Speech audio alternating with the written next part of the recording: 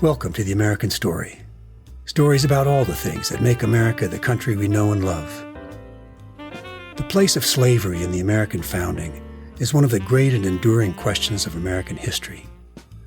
My old friend Thomas West, professor of politics at Hillsdale College, has a chapter on the theme in his excellent book, Vindicating the Founders. It is the best brief reflection I know of on the subject, and well worth reading.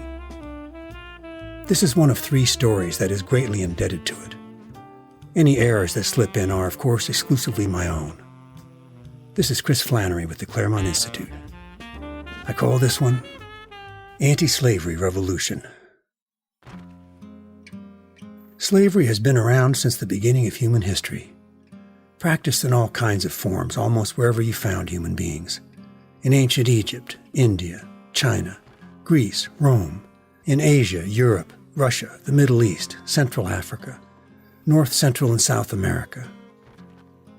Even with the advent and spread of Christianity, in which all are equal in the eyes of God and should love their neighbors as themselves, people continued to find it hard to resist the old serpent that said to their neighbors, "You work and toil and earn bread, and I'll eat it."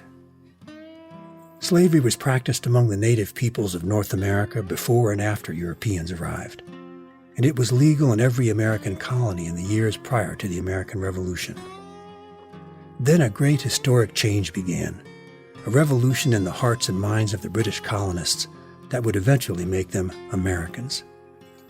This revolution, as Tom West says, was at its heart an anti-slavery movement for the colonists, which pointed inexorably to the eventual abolition of slavery for the colonist slaves as well.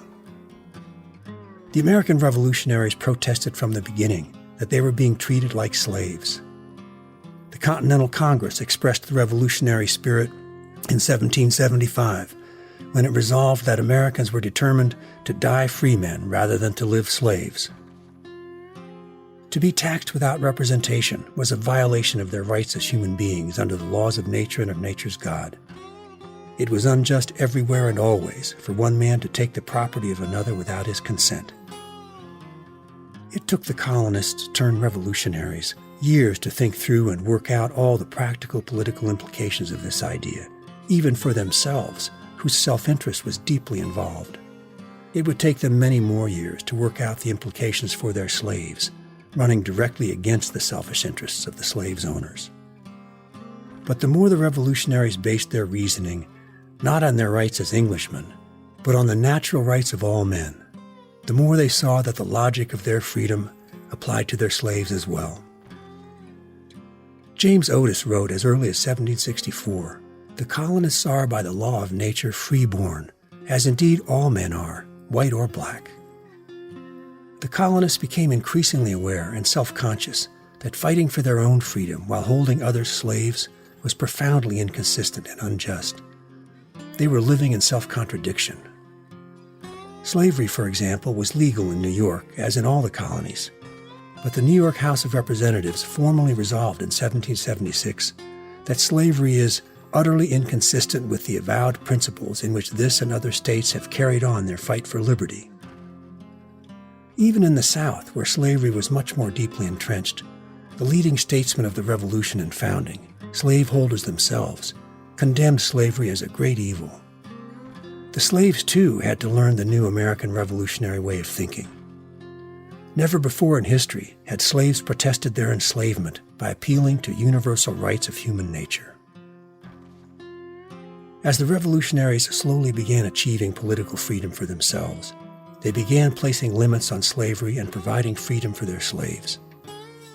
As early as 1774, the Continental Congress pledged to put an end to the importation of slaves. One state after another outlawed importing slaves, and by 1808, Congress abolished the slave trade altogether.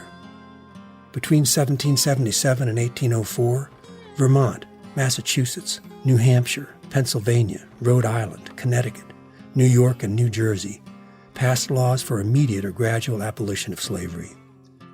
In the South, where slavery remained legal, several states changed their laws to make it easier for owners to emancipate slaves, and many did, freeing thousands of slaves during the same period.